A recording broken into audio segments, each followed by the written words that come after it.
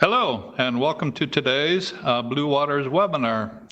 I'm Scott Lathrop, part of the Blue Waters team here at the National Center for Supercomputing Applications at the University of Illinois at Urbana-Champaign, along with my colleague, Maxim Belkin. It's our pleasure today to welcome Toni Collis. She's an applications consultant in HPC research and industry at EPCC at the University of Edinburgh. She's also the co-founder of Women in HPC. It's my sincere pleasure to welcome you today, Toni, and we'll turn it over to you to talk about challenges and opportunities, diversifying your workforce. Thank you very much for the introduction. It's a pleasure to be here today to talk about this topic. As the co-founder of Women in HPC, I'm sure it doesn't surprise you that this is a topic very dear to my heart. And so I'm absolutely thrilled that Blue Waters and NCSA are interested in disseminating what we've found and what we've identified. So to start, my topic is challenges and opportunities. But first of all, I want to explain to you what Women in HPC is and why we exist. Women in HPC is an international initiative to address the underrepresentation of women. And really it is about addressing underrepresentation, not just for women. And that's one of the things I want to clarify straight away. If you come to our events, I will admit that they are dominated by women, which is an unusual thing to attend as part of the HPC community. But I'm absolutely adamant that this is for everybody. I believe that every single person needs to be involved in this conversation. One group cannot change things. We all need to be involved. So this is about the underrepresentation of women, not just for women. But how did we get started? Well, in 2014, well, late 2013, I set out to understand where the women were. I was looking around my colleagues and the projects I was involved in internationally and noticing that there weren't that many women. So the first question I asked was, how many women are there in high performance computing? And I thought that would be an easy question to answer. And I was kind of astonished to realize that nobody was looking at this. There are decades of work going on to understand the number of women in physics and computing and chemistry worldwide. But high performance computing seemed to have fallen through the cracks a little bit. I mean, in the UK, for example, there is an initiative called Athena Swan in every single UK university to address the proportion of women in science across all the science subjects. But it's done by traditional subject. So it's the number of women in physics and the number of women in chemistry and engineering and mathematics. High performance computing, because we encompass all of these disciplines and more, nobody was looking at. And my concern was, not only do we not know how many women there were in HPC, but then in addition, because all these other initiatives were going on and that we were just not paying attention to HPC as a discipline, that all the benefits that were coming through in the traditional subject areas were not percolating to HPC. So that's why I set up Women in HPC. My initial plan, somewhat naively perhaps, starting out in Edinburgh, levering off the work that I'm very proud of to be part of here in Edinburgh with the Archer supercomputer. So when we launched in 2014, it was a UK launch. And the idea being it would act as a catalyst to form a database of how many women there were in the UK, possibly in Europe, raise awareness of this being a negative for the community, the benefits of what we could do. And in an ideal world, provide support networks for women in the UK, because I know a lot of women who know other women in their organization doing HPC. They are the women doing HPC in the physics department. That was really the point when we set out. What I didn't anticipate is that there was an international need and that nobody else would be doing this. And that has been eye-opening, because what is absolutely astonishing about this is that the methods and ideas and methodology that we are coming up with applies to more than just gender. So my talk today does focus on gender, and I know that's not sufficient. A lot of what I'm talking about can be extended to other underrepresented communities, a lot of those other underrepresented communities are very much regional and cultural. So for example, in the US, there's an underrepresentation of Hispanics and Blacks in computing. We don't experience that in Europe in the same way. That doesn't mean that some of the ideas that Women in HPC has been able to come up with and demonstrate wouldn't apply in other areas.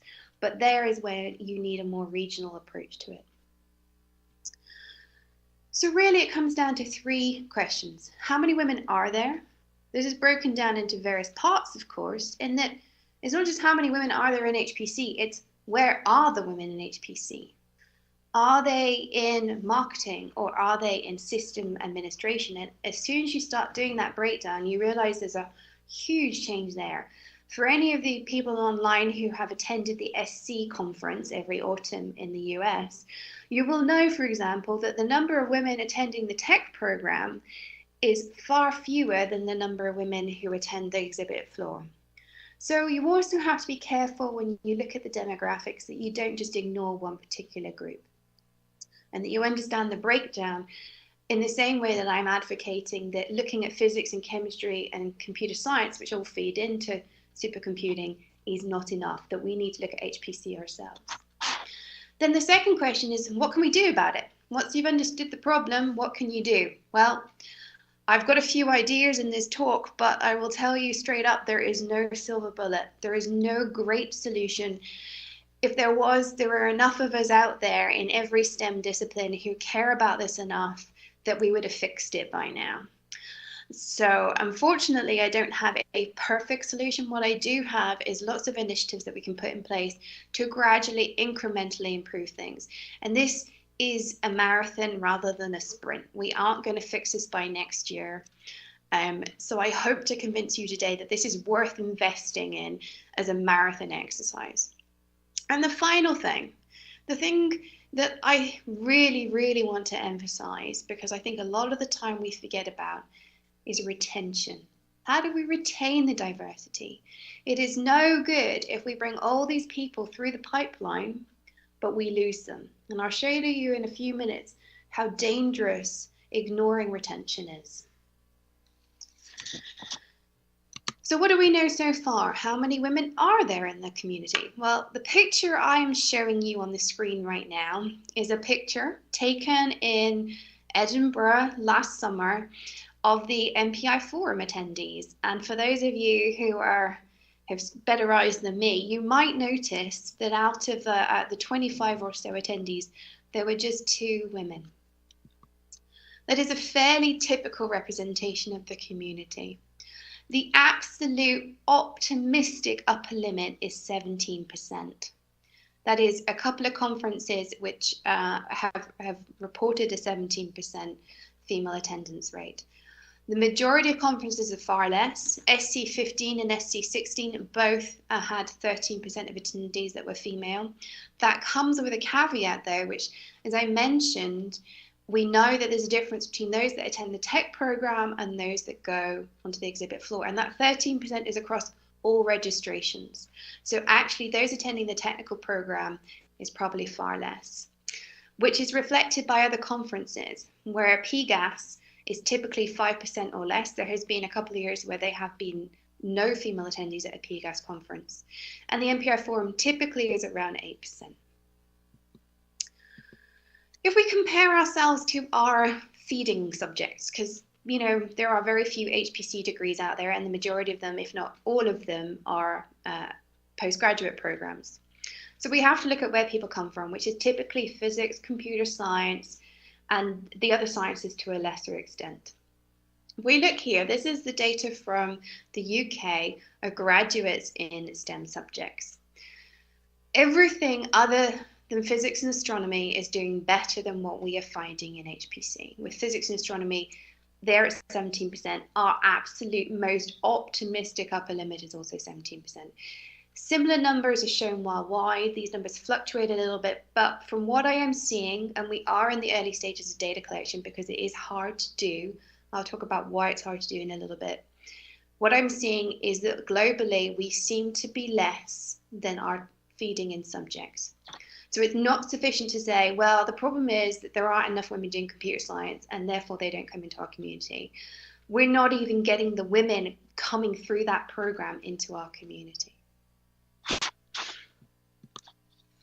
So women in IT. So if you're going to not look at our feed-in subjects, the next most sensible place to look is IT and IT occupations. In the US, 25% of IT occupations are taken by women, way more than the 17%. In Europe, it's 16%. Okay, so maybe we're on a par there, same in the UK. The disturbing thing about the UK number is that the overall workforce has not, the proportion of women in the IT workforce has remained static for the last decade. That means that we haven't made any progress. And disturbingly, is that the most concerning thing to me is that not only have we not made any progress, it is the only subject area where no progress has been made. What is going wrong? Now, I'm not saying that we're physics and I'm not saying we're IT, we're somewhere in between. But this at the moment is the most useful data we have to understand where we actually sit. What this does tell me is that we aren't doing well enough as a community. So, the opportunity. This is about opportunities and challenges. For those of you who are attending this session, this call today, you are probably the people who least likely need to be here. The very fact that you attend a webinar about diversity, the opportunities and the challenges, suggests to me that you're already sort of on board with the conversation. However, there are people out there who need convincing that this is worth doing. And quite rightly so. Why do something if it's not a good idea? So if you are asked why, here are some ideas to take to them. The first one is address the workforce shortfall. In the US, it is predicted that a 19% increase is needed in the computer science workforce by 2024. Similar numbers for Europe and Canada, with nearly 800,000 jobs needed across Europe by 2020. Now, this is computer science, not HPC, but I would certainly argue, and I think several other people would, that HPC and the methods that we use in HPC are an ever-growing part of computer science. Parallel processing is now everywhere. Now, that might not technically be HPC, but the methodologies that we use to program it are. Therefore, we are going to be a larger and larger portion of this workforce, and our workforce shortfall is going to be at least this, possibly even higher as we try and catch up. If you therefore exclude 51% of the potential workforce just because of their gender, for whatever reason they feel excluded, that makes it an awful lot harder to address that workforce shortfall. But there are other benefits. There is clear and growing evidence of improved team IQ, that is the IQ of a team rather than an individual, and we know that teams always pretty much outperform the highest IQ of an individual. So if you can then improve your team IQ even further by having a diverse team, even better. And also we know improved innovation and creativity of ideas. Citation rates go up for patents, and there's mounting evidence that actually diversity of authors on papers also improves citation rates. For companies, there's a 17% increased return on equity for businesses with at least one female board member. That, if you need nothing else, should be a good reason if you're a business. And there's a 47% female premium on that return on equity for companies with more than 15% women in senior management compared to just less than 10%. That is not a big change, and yet you make nearly 50% extra money. Now, I know a lot of us are in academia rather than in business, but if you can make that difference in business, there are going to be similar changes in academia, hence the team IQ. So the next question is, what can we do? Well, the first thing is to understand what other people think of this. So in 2016, Women in HPC ran a community survey. It was open worldwide, internationally, We sent it out on social media and emails to a whole group of people. It was called the WHPC Community Survey, so there will be an element of self-selection of people that answered it. But we did get 1,000 people worldwide to answer the survey in total. One of the questions was, do you believe that a gender-balanced international HPC community has a positive, no, or negative effect? So this is trying to understand whether people believe things such as team IQ and innovation are improved when you have diversity. Because our first challenge is convincing people that this is a good idea. As you can see from the blue boxes being female and the green ones being male on this slide, women do agree slightly more to this statement, i.e. that diversity is a good thing, but the effect is not huge. Thankfully, the negative effect is very small, with the caveat, of course, that this is a self-selecting group of people that answered this survey. The no effect is interesting.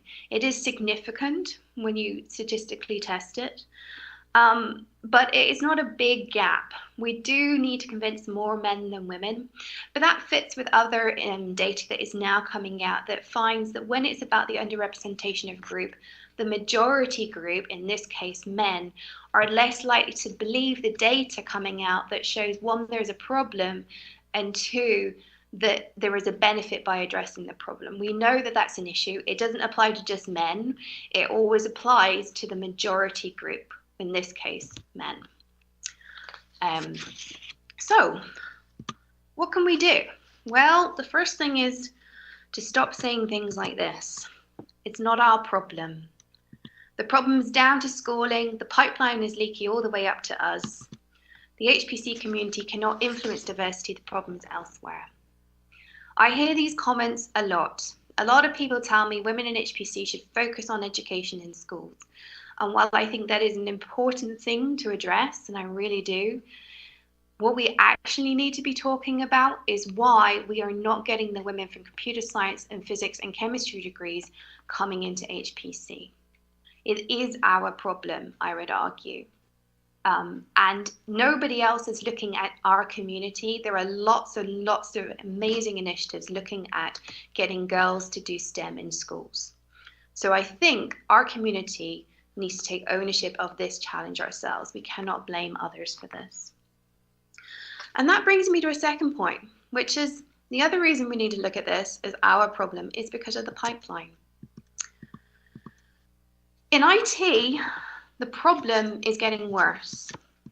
In education, in 1985, 37% of computer science bachelor degrees were awarded to women. In 2008, that had dropped to just 18%. If you look at women in the workforce, 36% of the positions were held by women in 1991. In 2008, just 25%. I read an article yesterday, which I'm afraid I haven't added to the slides, which is currently predicting that by 2022, that will be down to 22%. So it's still dropping. I spoke to some of the people at NCSA about this in August, and I was under the impression then that this was reversing, and that appears now not to be true. Okay, so this is computer science, not HPC, but we are probably a very similar community. What this does say is that we absolutely need to understand it for our own workforce. Because in addition, we also need to worry about retention. At 10 years into an IT career, 41% of women will leave the IT sector, 17% of men. Why are 3 times the number of women leaving compared to men? At the midpoint in a woman's career, 56% of them have left the sector. Of those, 49% will go on to use their IT skills, but in a sector outside IT, which is great. They're still using those skills and taking them elsewhere.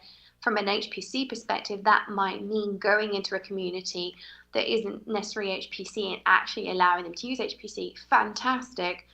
But of those 56% of women that leave IT, 51% actually abandon their training altogether.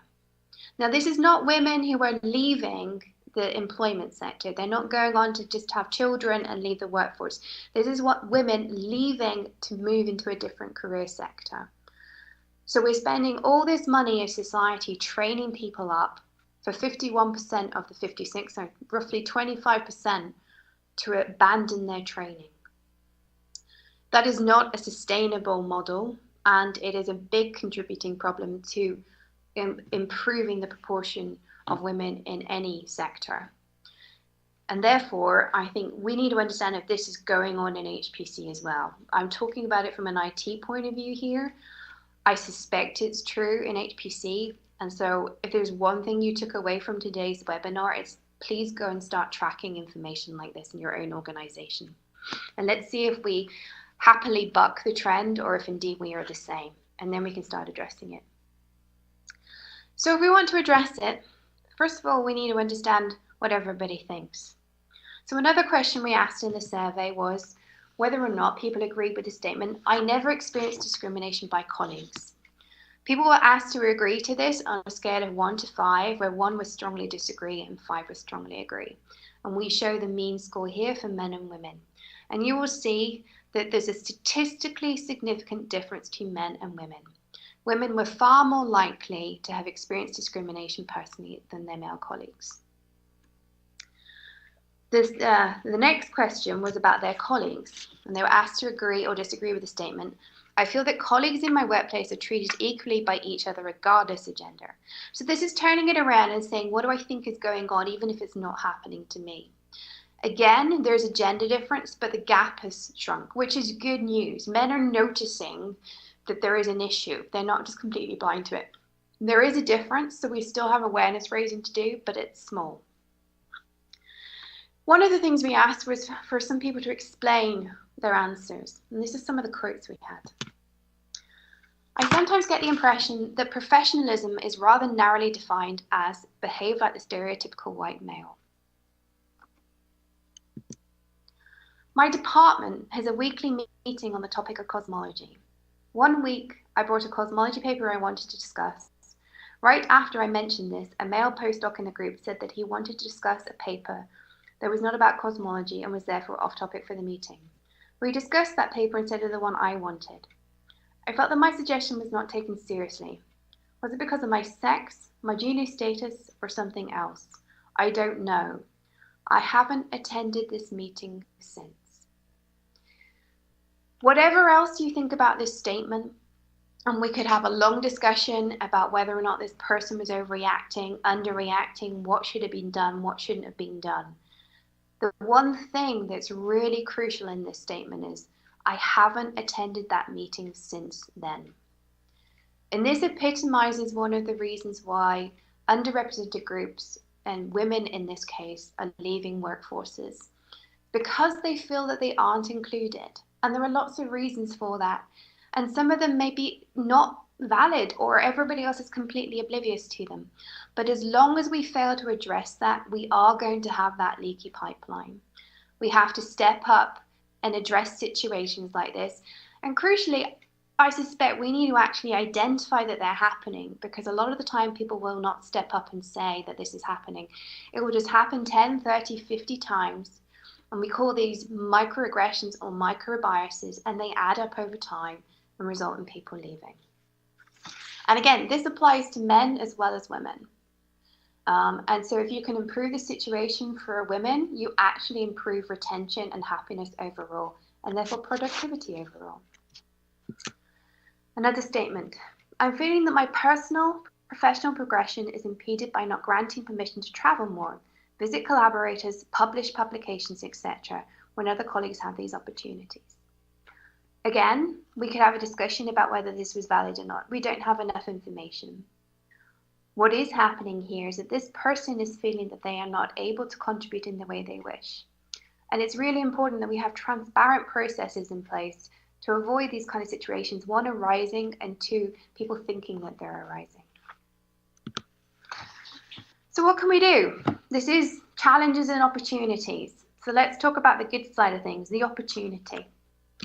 As I've mentioned, this is a two-part problem. If you address recruitment and retention, you get to diversity. If you only address one, you will not reach diversity. It's really, really important to never drop the ball on either activity. You have to do both for this to work. So, what can you do? Well, I'm now going to discuss a couple of the activities that are examples of what we do. Neither of them are simple, but it shows you why this is hard to do, but also what you could do in your own organization. So one of the things I've collaborated with the US on over the years is the International HPC Summer School. And in 2015, I helped them, along with some people from NCSA and Exceed, to do an analysis of how diversity is impacting the summer school. Now, this came out of a couple of anecdotal comments about a concern that the female attendees of this summer school, which is an internationally renowned activity, it's amazing for people to have this on their CV. And it's a dedicated group of academics from around the world, from Prace, Exceed, Ryken, and Compute Canada, who contribute their time. But there was some anecdotal evidence that people were concerned that women were not performing as well as men at this summer school. So, in collaboration with Exceed, I undertook a review to look at the reviews of the applicants, look at a pre-survey that was completed by successful applicants. So these are the people that they've confirmed that they are going to go to the summer school, and they were then asked to answer a pre-survey that was used to help ensure that the right material was presented. And actually in 2015, it was also used to strongly encourage which track attendees took. And although that was technically an MPI track and an accelerated track, the staff referred to them as the introductory and the advanced track. We then undertook a survey of the reviewers and also performed an on-site attendee mini test. So what did we find? Well, of the selected male applicants, the men were rated significantly higher than the female applicants, with a probability of 0.1% correctness in that statement. In addition, a pre-survey of the selected participants was conducted, and this found some interesting differences between genders, which you might expect. At this point, we're saying that the male applicants are better qualified than the female applicants. So in the attendee survey, we basically are trying to get a judge of how good the students are in particular areas. And they're asked to self-report on their area of expertise, on their expertise on certain topics, such as MPI, OpenMP. Of the 22 self-report questions that rated abilities based on novice to expert, 55% of them were rated higher, significantly higher by the male applicants than the female applicants. When you remove the scale of novice to expert and instead you talk about how frequently people use things, that gender difference disappeared. This fits in with what we see across academia, across society in general. Men are far more likely to say that they're an expert than women. It's one of the problems with recruitment, in that men's CVs will reflect differently to women's. Now, I'm not judging what is right and what is wrong here. What there is a clear gender difference. It's very interesting to me that when you talk about just frequency of usage, which does not necessarily give you expertise, I grant you, but that difference has disappeared. So what did we do? Well, we carried out a direct assessment of the attendees, and we found that no significant gender difference was there. So that actually means what we did is we took the participants, we gave them, I think, 20 multiple choice questions on covering general parallelism concepts, MPI, CUDA, OpenMP, and shared memory. And the data found that there was no significant difference between the abilities in the male and females, which indicates that both the reviewers and the pre-survey that asked about knowledge and experience on a scale from novice to expert were finding a less accurate picture of the attendees than the self-report questions that were to do with frequency of usage. We also asked reviewers to give us feedback on a range of topics, including on the abilities of the students. In the survey, reviewers were encouraged to provide comments to explain any low ratings they may have found given to various statements. And we also, so you can see here that one of the questions they were asked to either agree or disagree on was, the applicant struck me as qualified regardless of gender. And we got, compared to the other questions in the survey, this was one of the lowest responses. In fact, anything to do with gender in the survey of reviewers had a lower, a lower average rate of agreement to the statement. But one of the reviewers' feedback comments was, unfortunately, the pool of female applicants was a small and maximally qualified, i.e. selected. Females did not appear to come up to the level of the maximally qualified males. I worry of the difference in... So this is a reviewer who clearly is concerned about the performance of women. And crucially here, we've just demonstrated that there was actually no difference in their ability. But we're human beings, right? We have to accept that we are therefore flawed, and we know that biases will creep in. So if our staff, even just a couple of them, were feeling this way, that may well become apparent in the actual summer school in the way we treat people. It might not, but it may well do. So the first thing we need to do is disseminate the fact that we have identified there is no difference.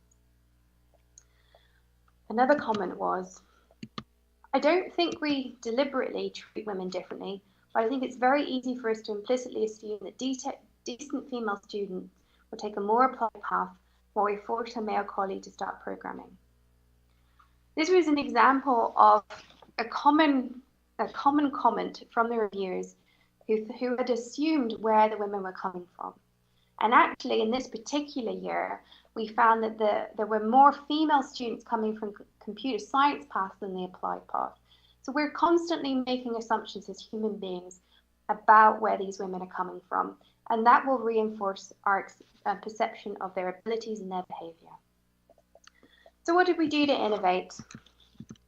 Well, the reviews for Exceed are now double-blind. The assessments are continuing to identify if there are real differences in the way applicants write their applications. For example, can you actually tell if there's a gender difference based on the language used in the application? And the pre-assessment no longer uses ratings such as novice and expert, and instead asks for information on frequency of usage and awareness of concepts. And that seems to have removed not just our allocating of women to one particular track, but also the perception of the staff has changed. And there's no longer, at least not a vocal concern, there's a difference. And that is crucial, because if you're going to start addressing underrepresentation of women, you need to believe that women belong there, and they're not just there because they're women. And that is the number one thing to get across when we're trying to convince people that this is a good idea, is that this is a benefit to the community. It's not just a nice thing to do, it's an essential thing to do. So I have another innovation. So as I mentioned at the beginning, I'm part of the team that supports Archer, the UK supercomputer based here in Edinburgh. And we offer training as part of that. And one of the things that we found with our training is that we have a gender difference. Most concerningly is when we break our training down into course levels, from introductory courses, which we call level 1. And this is a really introductory set of topics from, how to log in to a system and SSH and submit jobs, all the way through to advanced MPI training in level 3. What we find, somewhat unsurprisingly, is that there's a steady decline in the proportion of women attending these events. What can you do about this? Well, so this is tricky, and I have been working very hard to try and understand what can you actually do.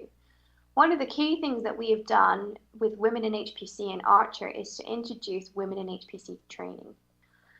This is not universally popular, and I will admit that I was uncomfortable about this when I set out. I have been in physics and computing my entire professional career.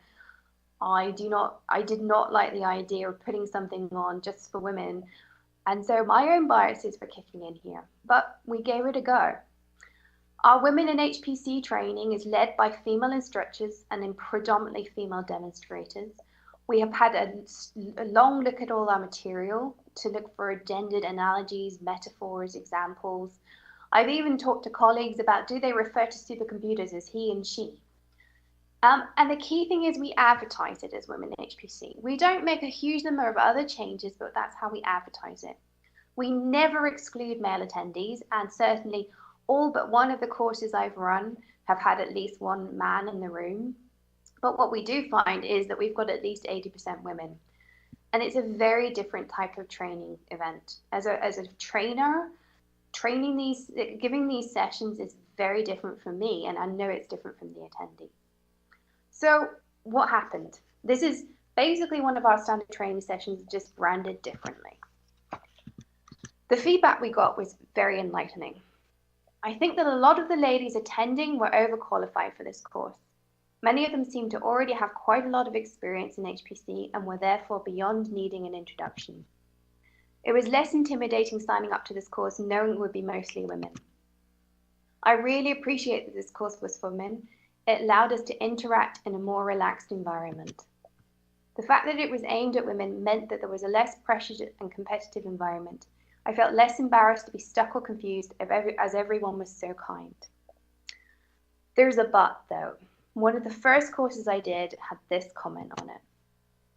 The experience that they had was intimidating, and at times I felt that people were talking shop and using jargon that I didn't understand. So I felt left out of some of the conversations happening during breaks. Now I know exactly why this happened. This first course that I ran, because you can see from the comments further up that people were actually finding that they didn't even need to be at this course. They should have been coming to the next level up, but they had been too scared to come.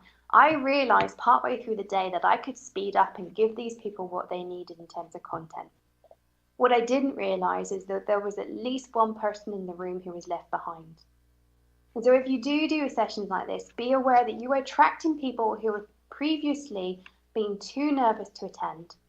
And these are not the people that completely loathe the idea of a women in HPC event. Those women will go to a standard training course. These are women who are just too intimidated for lots of reasons to attend your standard training.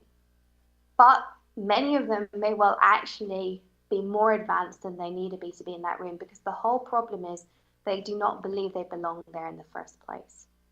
So learn from my experience and make sure you don't leave people behind, even if the group seems to be way ahead of itself. So what else can you do? As I keep mentioning, this is about two things: recruitment and retention. So for recruitment, I've talked about the summer school and how you can make sure that you are facilitating the female attendees, even if they don't appear on paper to be as well qualified. And from a retention point of view, make sure you're providing the appropriate training for them, even if they don't feel included. Look at whether or not people feel included. Look at whether or not there are micro activities going on in your organization which may reduce retention. But there are a few final things that I ask for you to go away and participate in. First of all, the most important thing is we need to understand where we are. I've talked a lot about the statistics in IT because we have so little evidence of the HPC community. So the first thing is to benchmark. Now this seems very straightforward, and I've done this talk more than once, and a lot of the time people come up to me afterwards and said, yes, I'm in, I'm going to go home to my organization and we're going to count. And then they email me a week later and say, I don't know what to do. So here's what to do. Ask. Allow people to self-declare. This is really, really important. You should never assume somebody's gender. Just because you think a colleague is male or female does not mean that they are, and everybody has a right to self-declare. I cannot say that strongly enough. Do offer an opt-out. The best practice is to make this an optional question, but in reality, for example, I work with the SC conference on inclusion and diversity, and we've found that when it's an opt-out, when there's a question that's optional, people don't complete it. So one of the best things to do in response to that is to make it a compulsory question, but that has an option such as I don't want to say. So I always offer 4 options: male, female, prefer not to say, and other. I tend to put other before prefer not to say. And that means that people, it will fill the question in. It's not just they're skipping it because they're too busy, but at the same time, they have a right not to say. If you're going to share this data with me, and I ask that you do so that we can gather a global picture of women in HPC across all aspects of HPC, from system administration to trainers to marketing and commercial sectors. This is everybody involved in anything to do with HPC. I'm just one particular type of person. But please share your numbers as well as your percentages, because then I can aggregate more usefully. If you just tell me a percentage, that might be of 5 people, it might be 1,000 people. Don't share your raw data with me. It's really important that you anonymize anything. So if you are going to just share it line by line table, remove names. If you are reporting by groups, 10% women, but there are groups that are less than 5 people, the best practice is just say less than 5 and not actually report the raw number. What to measure? Well, as I've said, obviously the gender of anybody using HPC, and I really mean anybody. So for us here at the University of Edinburgh, it's my colleagues in EPCC, the Parallel Computing Centre, but also the users of our services, both our training and our HPC resources. So we've got metrics on our service that actually manages the users of Archer to understand where people are, including allowing us to understand how much time people use. How engaged are they? Who's active and inactive? So this applies to an HPC service. And I've put this in there because one of my hypotheses is that we have a lot of idle users, and they may well be more likely to be female than male. This comes from experience talking to people in the UK of academics offering their students both experimental and computational options at the beginning of postgraduate programs. If we are doing that, but we're finding that women are far more likely to take an experimental route, then their accounts are more likely to be idle. So I'd really appreciate it if we could find out if we've got idle users and if they are more or less likely to be male or female. And then we can really understand where our leaky pipeline is. We can only fix these problems if we identify where the gaps are in our pipelines. Who are they? Are they PIs, co-Is, researchers, students? What's their status? Anything that you can tell me that helps us break this down group by group is incredibly powerful. If you are able to, publication rates by gender of those in HPC would also be incredibly useful. This is hard, I get it. I'm happy to talk to people about how to do this. Every single institution will have to do its own bespoke methodology. But I think if we can start gathering this on a global scale, we can start addressing the underrepresentation of women. What else can you do? Well, training. There are 3 things that are particularly important: imposter syndrome, unconscious bias, and stereotype threat. I'm not going to go into those today. They deserve a webinar of their own or by themselves, but they are probably 3 of the things that impact the retention of our workforce more than anything else, and our recruitment. If you do not know what they are, go away and find out. Get yourself on a course in your institution. Many universities now offer training on at least unconscious bias, but these are incredibly important and can really impede progress. Provide mentoring and sponsorship. There was a study that came out last month that found that female mentors had a more positive effect on female students than any other mentor relationship, to the point that it vaccinated the female students for more than a year against the effects of being in a minority group. It's not clear why.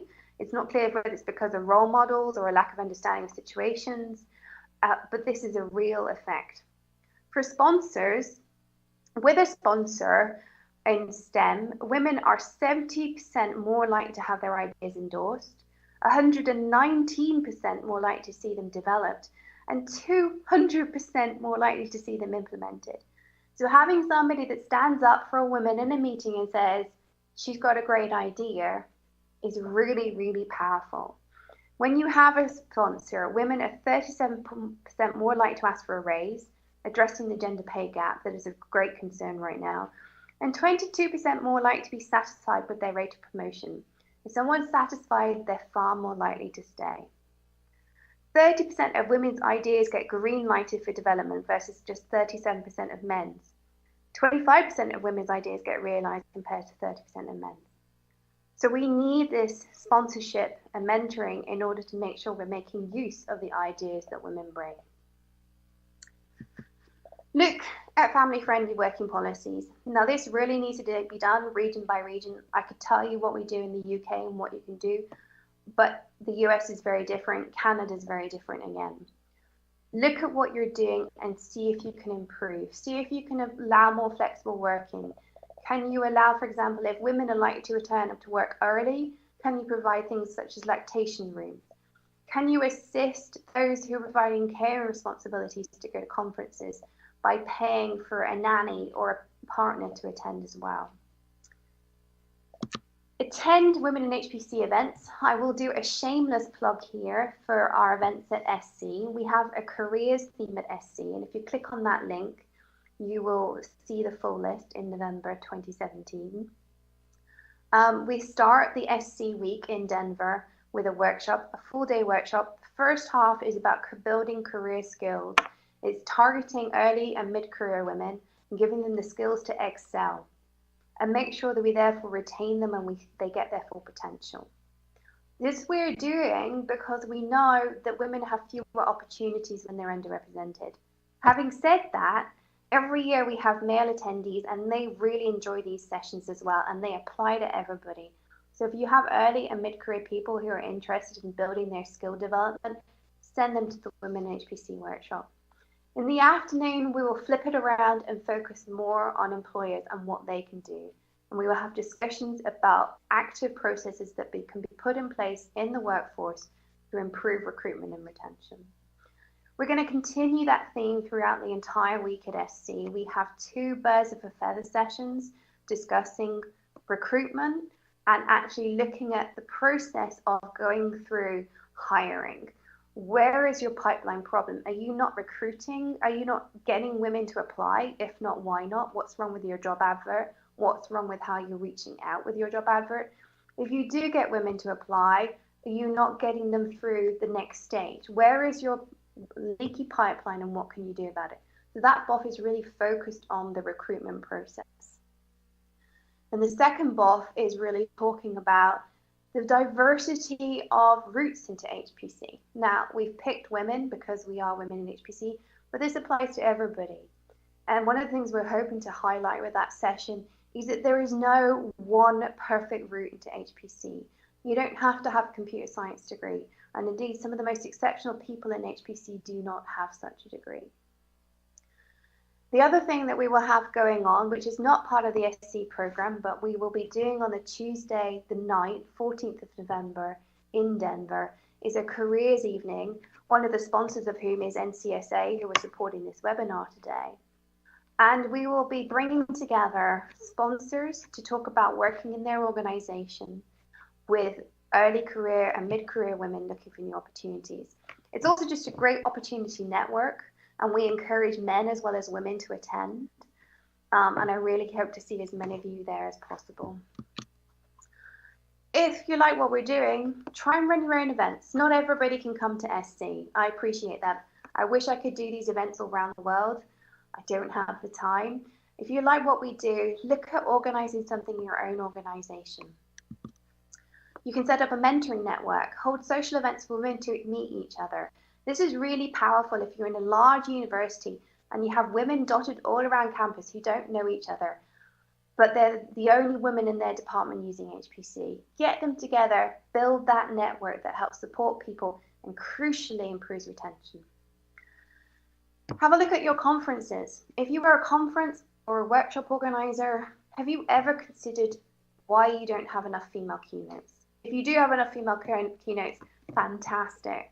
If you don't, this is not easy to solve. Having run enough events myself, trying to find a keynote presenter on a particular technical topic that's female is sometimes hard. But if you try, you'll look outside your immediate set of network, and hopefully we can encourage more women, one, to stand up as keynote presenters, but two, we're addressing unconscious bias by doing this. If we put a female who is an expert and talented on the stage, we encourage the women in the room that they can also succeed, and we start addressing the unconscious bias that only men can succeed, which is prevalent across the entire community. And if there's one thing you should know about unconscious bias, is that everybody has it, including me. There is a guide on the Archer website about how to improve diversity in conferences, and I encourage you to go away and have a look at it. So in conclusion, whatever aspect of diversity you're looking at, you need to concern yourself with recruitment and retention. Without them, you can't fix the problem. Finally, many of the things that I've talked about really do apply to more than just women. I admit that my focus is women. It's the bit I know about, but a lot of what I've said improves things for everybody and will work with other underrepresented groups. So I encourage you to take forward some of these ideas and go away and count. I just want to finish by saying thank you to Athena Franzana, my PhD student here in Edinburgh, and Lorna Rivera of Georgia Tech, who've helped do some of the analysis that I presented here. To EPC Archer and EPSRC for helping to fund women in HPC, the Summer School, the SC Conference, Prace, and Archer again for all their contributions to this talk. This really is a collaborative effort. There is no one group working on this. This is everybody coming together to solve a problem that we all face. So thank you very much. Just one more thing, please go away, join Women in HPC and follow us on social media and continue this conversation. Thank you. Well, thank you very much, Tony. I've always appreciated listening to your presentations, both in terms of the challenges, but also the numerous solutions that you and your colleagues have come up with. I've also tremendously enjoyed the workshops that you and your colleagues have helped to coordinate and conduct. I think they're critically important to the future of the community to get more people involved, to be more inclusive. So thank you. We'll take a few moments to let people post any comments or questions they want to share with us. We'll watch the Slack channel for anything. I wanted to ask a question, though, of you, Tony. I think mentoring is a critical factor. Are there, I know there's a lot of mentoring that occurs at the various conferences and workshops. Are there ongoing mentoring programs that we might refer people to? Not that I know of at the moment. That is something that I'm hoping we can change. We are, Women in HPC will actually be piloting a new mentoring program for our early career presenters at SC.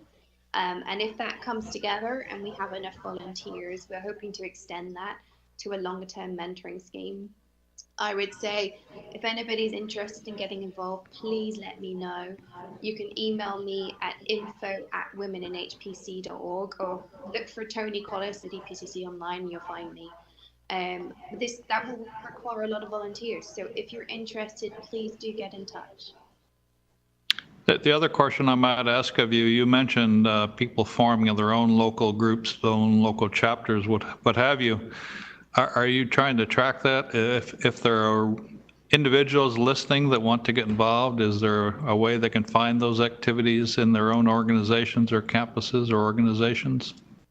So we are in the process of developing a model to become a chapter of Women in HPC or a member organization. I'm hoping that that will be announced formally very, very soon now. But even if you want to, you're already going, you can email me and let me know. And what I've done previously is, although we don't publicize that online because we don't have any oversight of the activities, and therefore we don't want to be promoting poor initiatives, I am absolutely delighted to put people in touch with each other. So I do hold a record of current initiatives. So if you're interested in finding out if there's anything in your region, or if there's anybody in your region who's also interested in setting something up, then get in touch. And hopefully we'll have something more formal soon. I should finish by saying we are a volunteer organization. There's only a very small amount of financial support behind us at the moment. We're doing this because we believe in it as a community initiative. So if you want to be involved, then step up and get involved. And it's probably a good time to put a plug in for any organizations that want to join Women in HPC. Do you want to tell them how to do that? So that will be part of our revamp of our chapter initiative. So as I said, that setting up a chapter is something that's going to come soon. But we are entirely reliant on sponsors and supporters. So if you're interested in your organization, supporting us financially, and talking with us about what you can do, then again, get in touch with me. We rely on the support of the community to change this. I hope everyone will join me in thanking Tony very much for a tremendous presentation and some very insightful thoughts and ideas. Thank you again, Tony, very much. And I look forward to seeing you in Denver for your workshop. Yeah, absolutely. Thank you very much. Michael. With that then, I want to let you know of our next upcoming webinars, October 25th on scientific visualization in Houdini, and then November 8th, session on scientific software ecosystems. As we always say, if you have feedback, suggestions for what we can do to improve the webinars, please let us know. And if you have topics of interest that you'd like to see presented, or if you yourself would like to present a topic on any of these themes or tracks that we're helping to support, please contact us and let us know. With that, thank you all.